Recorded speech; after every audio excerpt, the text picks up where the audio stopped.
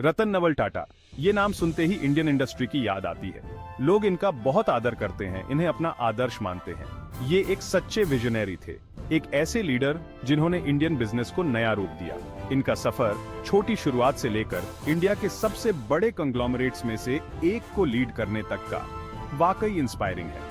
रतन टाटा का leadership boardroom से कहीं आगे तक था।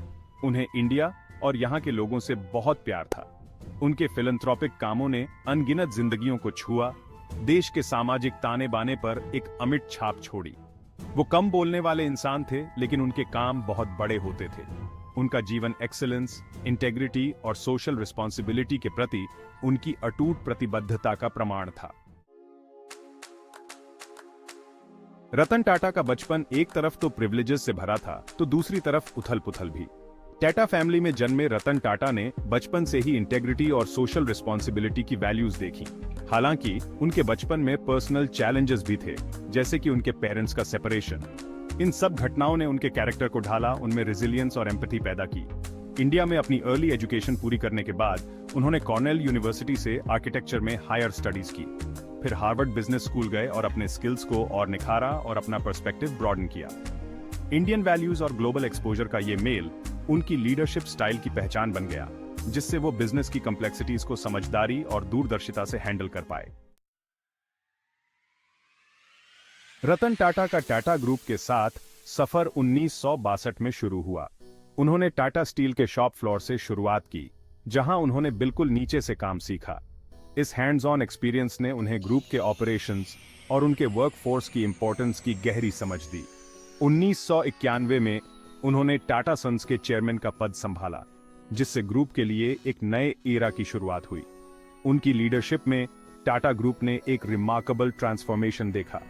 उन्होंने ग्रुप के एक्सपेंशन को नए सेक्टर्स में आगे बढ़ाया, जिसमें इंफॉर्मेशन टेक्नोलॉजी, टेलीकम्युनिकेशंस और ऑटोमोबाइल्स शामिल थे। उनका विजन इंडिया की सीमाओं से परे था। रतन टाटा ने टाटा ग्रुप के ग्लोबल एक्सपेंशन को लीड किया और जैगुआर लैंड रोवर और टेटली टी जैसे आइकॉनिक ब्रांड्स को एक्वायर किया। इस बोल्ड मूव ने न केवल इंडियन इंडस्ट्री को वर्ल्ड मैप पर ला खड़ा किया, बल्कि ग्लोबली compete करने की इंडियन बिजनेसेस की पोटेंशियल में उनके अटूट विश्वास को भी दिखाया। रतन टाटा का बिजनेस एक्यूमेन तो लाजवाब था ही, लेकिन सोशल कॉजेस के प्रति उनकी अटूट कमिटमेंट ने उन्हें सबसे अलग बनाया।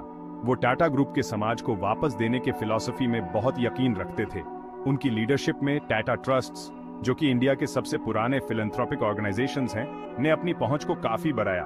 उन्होंने poverty alleviation, education, health care और डिजास्टर रिलीफ जैसे कई अलग अलग कॉजेस को सपोर्ट किया। रतन टाटा खुद भी बहुत जेनरोसिटी दिखाते थे। वो एजुकेशन और हेल्थ केयर के बहुत बड़े सपोर्टर थे। उनका मानना था कि एक मजबूत और इक्वल सोसाइटी के लिए यही दो चीजें सबसे जरूरी हैं। भारत के इकोनॉमिक और सोशल डेवलपमेंट में रतन टाटा के योगदान ने उन्हें देश और दुनिया में कई सारे एक्कोलेड्स और अवार्ड्स दिलाए। उन्हें साल 2000 में भारत का तीसरा सबसे बड़ा सिविलियन अवार्ड पद्म भूषण से सम्मानित किया गया। 2008 में उन्हें ट्रेड और इंडस्ट्री में उनके आउटस्टैंडिंग कॉन्ट्रिब्यूशंस के लिए भारत का दूसरा सबसे बड़ा सिविलियन अवार्ड पद्म विभूषण मिला।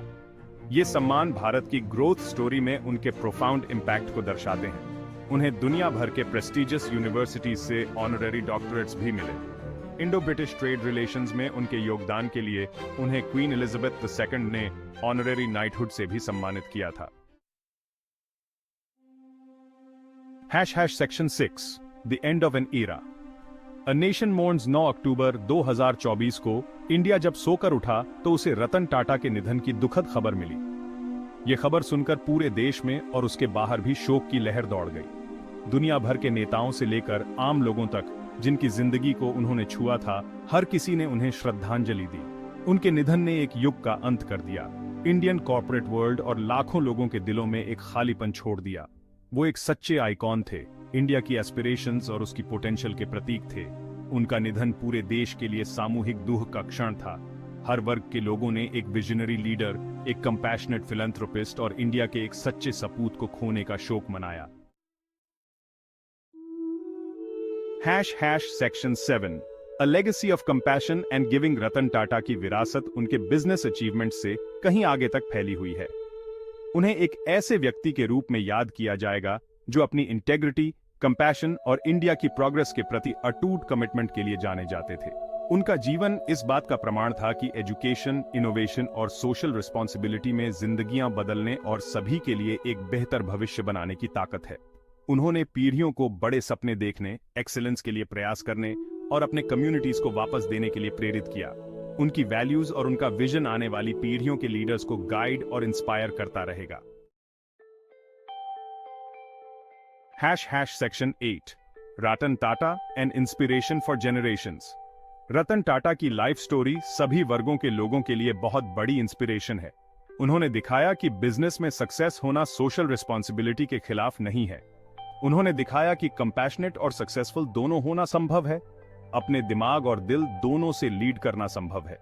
उनका जीवन कड़ी मेहनत, दृढ़ता और अपने सपनों पर अटूट विश्वास की पावर को दर्शाता है। उन्होंने हमें इंटेग्रिटी, ह्यूमिलिटी और समाज को वापस देने की इंपॉर्टेंस सिखाई। उनकी विरासत आने वाली पीढ़ियों को इंस्पायर करती रहेगी, हमें याद दिलाती रहेगी कि असली सक्सेस दुनिया में कुछ पॉजिटिव डिफरेंस लाने में है। Section 9 A final salute to a true icon। Ratan Tata हमें बहुत याद आएंगे, लेकिन उनकी विरासत हमेशा जीवित रहेगी। उन्हें इंडियन इंडस्ट्री के एक सच्चे आइकॉन, एक विजनरी लीडर और एक कंपैशनेट ह्यूमन बीइंग के रूप में याद किया जाएगा। उनका जीवन और काम आने वाली पीढ़ियों को इंस्पायर करता रहेगा, हमें याद दिलाता रहेगा कि असली सक्सेस सिर्फ पर्सनल गोल्स को अचीव करने में नहीं, बल्कि अपनी पोजीशन और रिसोर्सेज का यूज करके दुनिया पर पॉजिटिव इंपैक्ट डालने में है। धन्यवाद रतन टाटा, इंडिया और यहाँ के लोगों के प्रति आपकी अटूट कमिटमेंट के लिए। आपकी विरासत हमेशा के लिए हमारे देश के इतिहास में अमर रहेगी।